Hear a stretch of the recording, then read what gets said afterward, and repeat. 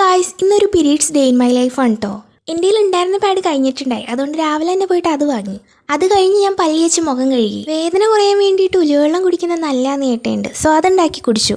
എന്താണെന്നറിയില്ല, പീരീഡ്സ് ആയിരിക്കുമ്പോൾ എനിക്ക് ഭയങ്കര വൃത്തിയും മെനയാണ്. അല്ലേലും ഉണ്ട്, എന്നാൽ ഈ സമയത്ത് ഇച്ചിരിയൊക്കെ വൃത്തിയും മെനയും കൂടുതലാണ്. മുറിയൊക്കെ ആകെ അലങ്കോലമായിട്ട് കിടക്കുമായിരുന്നു. അപ്പോൾ അതൊക്കെ ഒന്ന് വൃത്തിയാക്കാമെന്ന് വിചാരിച്ചു. വലിയ കാര്യമായിട്ടൊന്നുമില്ല, ജസ്റ്റ് ആ ഷെൽഫും ടേബിളും ബെഡും ഒന്ന് ക്ലീൻ ആക്കുക, അത്രേ ഉള്ളൂ. എൻ്റെ സെക്കൻഡ് ഡേ ആയതായിട്ട് ഇങ്ങനെയൊക്കെ ചെയ്യണേ. ഇന്നലെയാണെങ്കിൽ തല ഇറങ്ങി കിടന്നിട്ട് ബെഡിൽ നിന്ന് എണീക്കാൻ പറ്റണ്ടായില്ല. എനിക്ക് മാത്രമാണ് അങ്ങനെ പീരീഡ്സ് ആകുമ്പോൾ തല ഇറങ്ങണേ, വേറെ ആരും അങ്ങനെ പറഞ്ഞു കേട്ടിട്ടില്ല.